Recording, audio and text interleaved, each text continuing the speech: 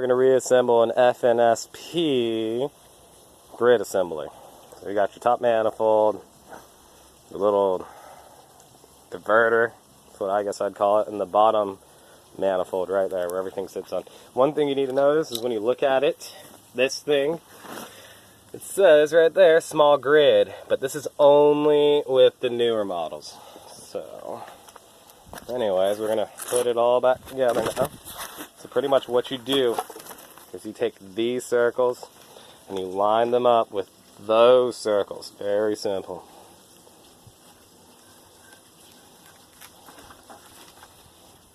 You want to do this on a flat, non-windy day. See, lined up right there.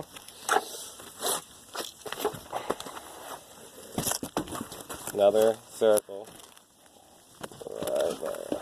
See that? Fits right in there, buddy.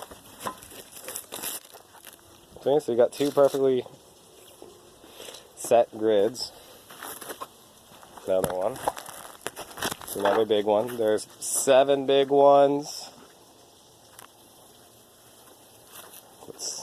And 1 small one. 7 big grids and 1 small grid. And that's so it'll fit on the inside of your Fnsp60 filter. See? Just keep going around. It's kind of like a spiral.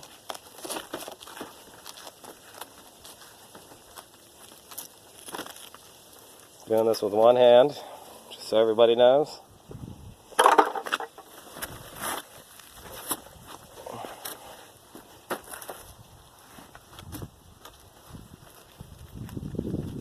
Right down there. Oh, gust of wind. Did y'all hear that one? Okay. I'll do the small grid last. There's the difference between the two. Big grid, small grid. Right down there. See that circle? Just match them up.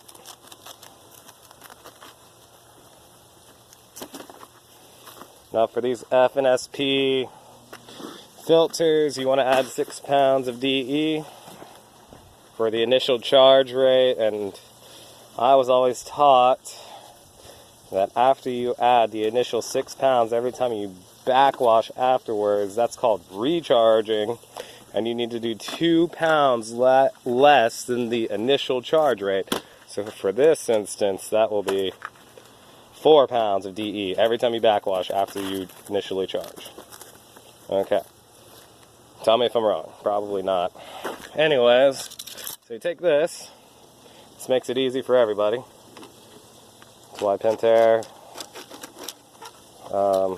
really has their stuff together. And then you can just kind of pop it, move it on over, pop it on over. See? Pop it on over. Popping it on over. Right on, right on. See? Then you take your top collector manifold, you look at it, right? And then you look at the grid set. You walk around until you see the inverted triangle, which is right here. See that? Where this is sticking out? And that's how you want to stick it on there. So you put it in. Doing this with one hand. One hand only. Alright, 2 hands.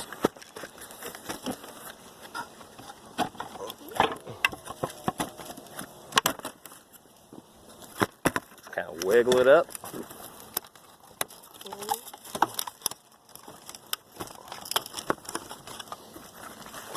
Wiggle it out. Look at each individual one just to make sure there are no gaps. Because that's normally if there are no tears. And you're still getting DE back through the return after you've made sure that your top manifold collector isn't cracked. And if there are no tears, normally there's a gap literally like right there. It'll look like this. That means you haven't set it right. So if there's any gaps like that, you make sure they're gone. So set it right. Anyways, no gaps. Now you take the hardware that we put in our pocket.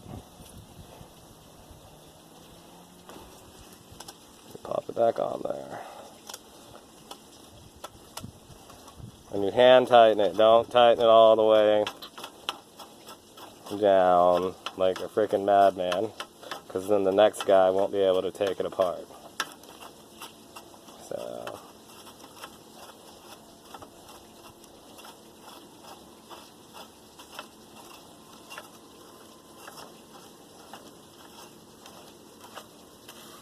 one,